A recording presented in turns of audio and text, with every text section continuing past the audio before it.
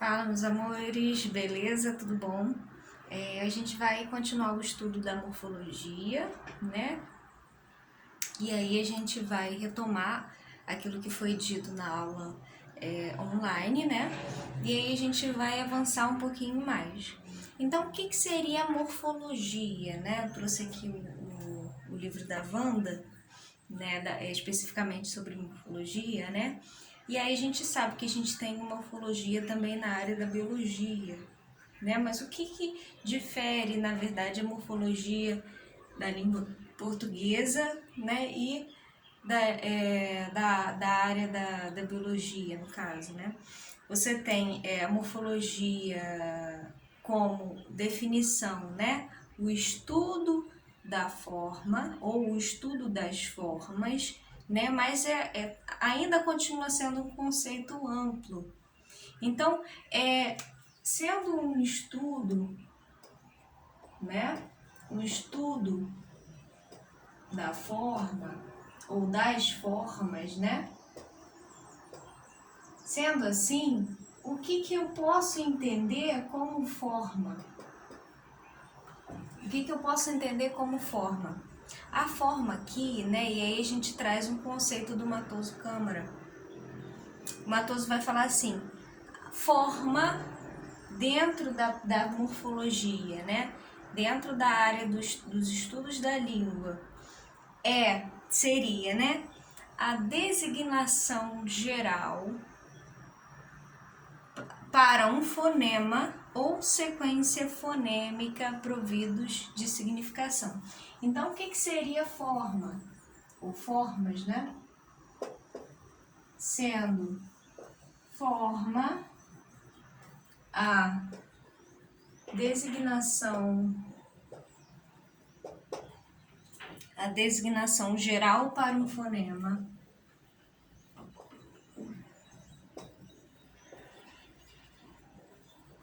ou uma sequência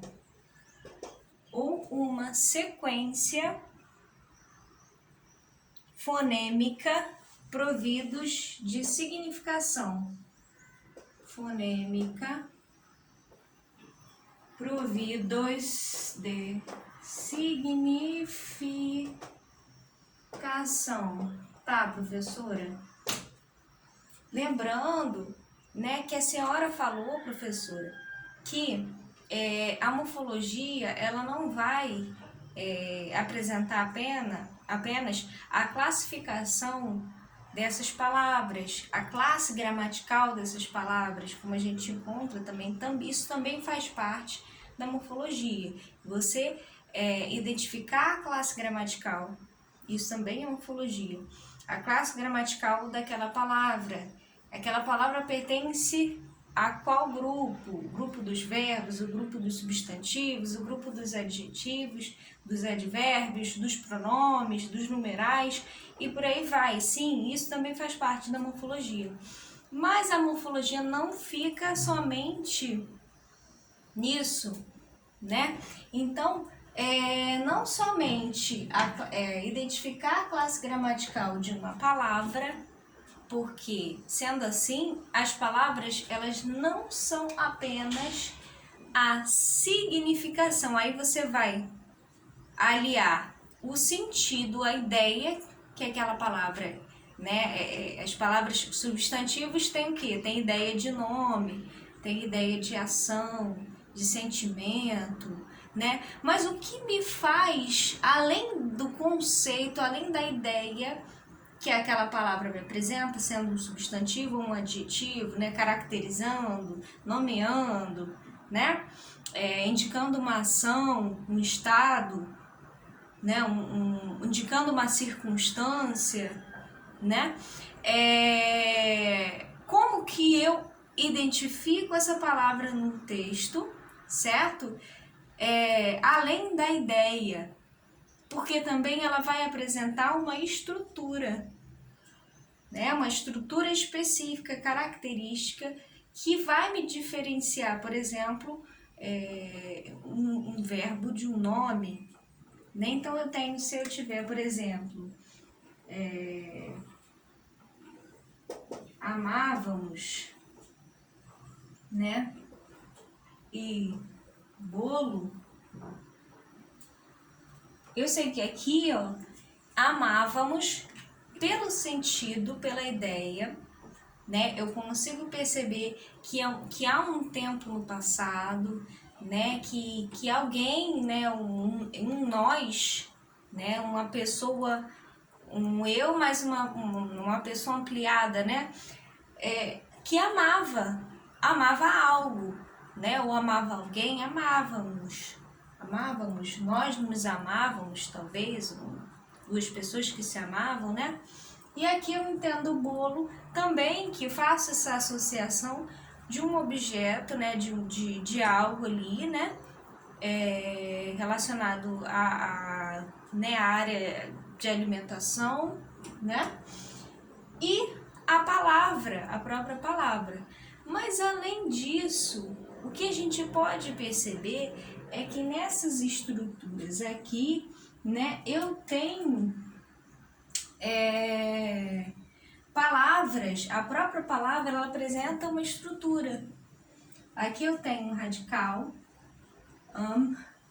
né, vogal temática, aqui eu tenho desinência monotemporal, desinência número pessoal, né, estrutura radical, vogal temática, desinência monotemporal, desinência número pessoal. Eu esmiucei essa palavra aqui e eu sei que o verbo ele vai me apresentar esse tipo de estrutura. A estrutura que vai, né, que pode conter um radical, que pode conter uma vogal temática, que vai me indicar a conjugação a qual aquele verbo pertence, que vai me apresentar uma desinência de modo, nesse caso, né, como é pretérito imperfeito, né, nesse caso uma desinência modo temporal, né, uma terminação. Os verbos é que vão apresentar essas desinências modo temporais e número pessoal. Essa é uma característica do verbo. E o número pessoal, no caso, indicando o número e a pessoa, né? Primeira do plural, certo? Primeira pessoa do plural. Já aqui eu vou ter uma outra lógica, uma outra estrutura, né? Estrutura dada aos nomes. Eu tenho um radical aqui, né? Porque eu posso ter bolo, bolinho, bolão, né? Então aí o radical vai até onde a palavra não varia, né? Não muda. E o O como vogal temática aqui também de nome, né? Uma desinência,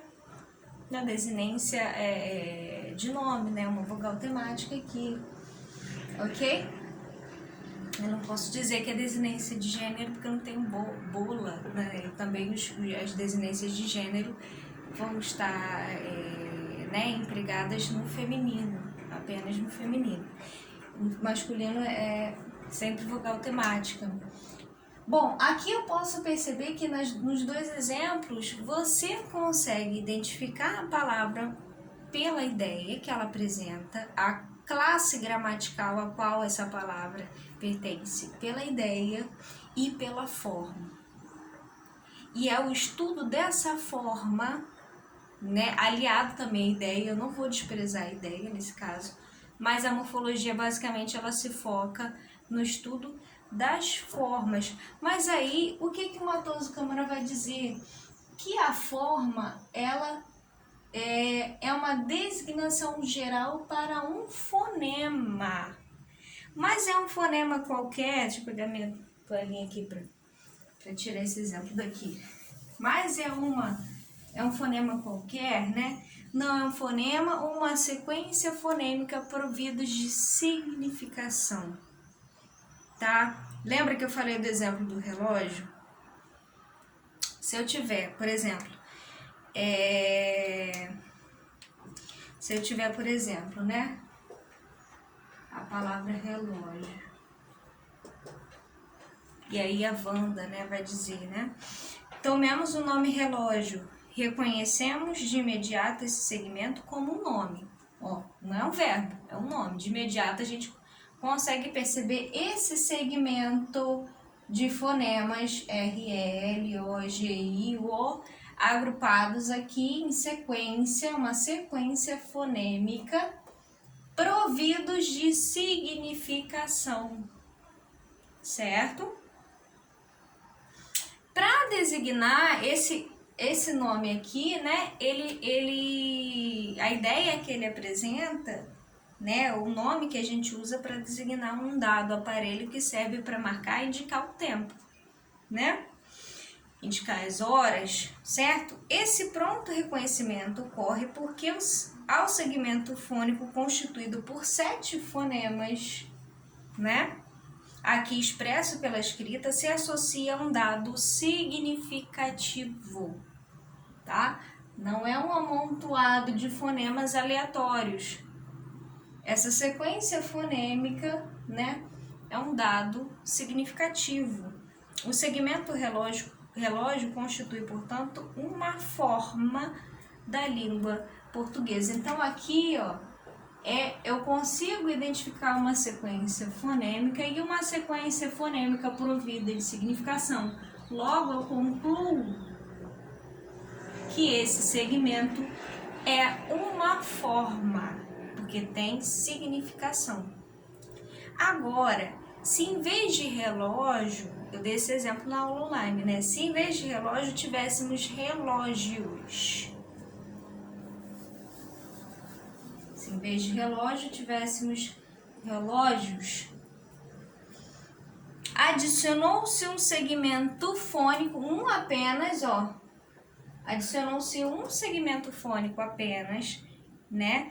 Que agrega à estrutura do vocábulo um significado, o valor de plural. Esse fonema único aqui agrega um significado de valor de plural. Certíssimo? Esse fonema final, o único fonema final, mas porque está ligado à forma relógio, né? Porque ele está associado à forma relógio, porque ele está ligado à forma relógio,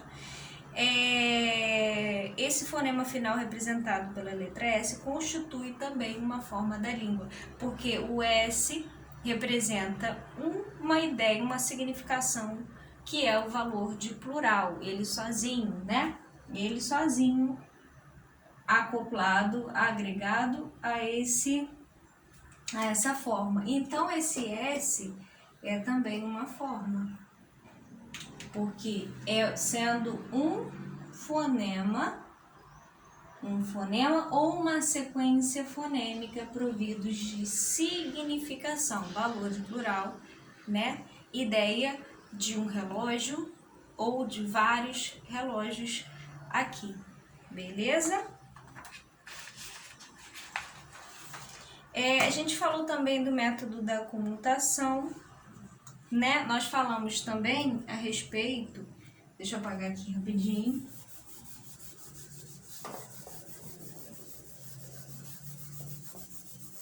Então, vamos lá, vamos seguir. A gente falou nós falamos das alterações sistemáticas. O que seriam essas alterações? Alterações sistemáticas. Professora, eu lembro disso na sua aula online. O que seriam as alterações sistemáticas? Deixa eu botar um pouquinho para cima, assim, dá para ver direitinho. A morfologia analisa então as formas das palavras, ou melhor, as alterações sistemáticas na forma dessas unidades. Alterações essas que estão relacionadas com mudança no sentido das mesmas. O que seriam essas alterações sistemáticas? Seriam mudanças no sentido pelas alterações que nós vamos encontrar. Então, se por exemplo, né, no exemplo dos grupos, sapato e livro, desses dois grupos, né, sapato e livro. Sapato, sapateiro, livreiro, sapataria, livraria. Olha só.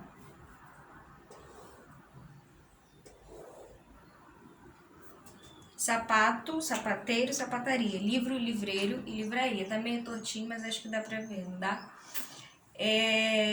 Temos 6 diferentes formas que correspondem a 6 diferentes significados.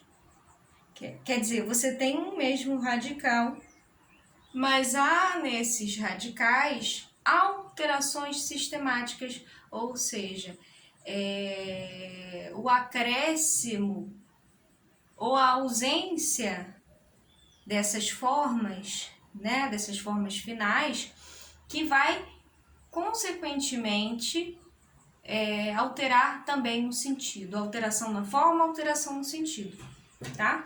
Então, você tem as alterações produzidas na forma sapato, também são produzidas na forma livro. E também indicam a mesma coisa, né? Então, a gente tem aqui eiro, do sapateiro e livreiro, né? A gente vai até onde o radical. Sapataria, livraria, ria, né? Aria, uria, ou simplesmente ia, né? Obtendo resultados semelhantes que se relacionam tanto ao ponto de vista da forma quanto ao significado. Então, tem basicamente a mesma forma, né? Eiro, ria, e tem o significado, o sentido também semelhante. O acréscimo da forma eiro em ambos, né? Para nomear esse eiro tem um sentido, e é por isso que eu considero como forma também, tá? Se eu for pegar sapato, eiro, livre, eiro, né? Tanto esse eiro, né?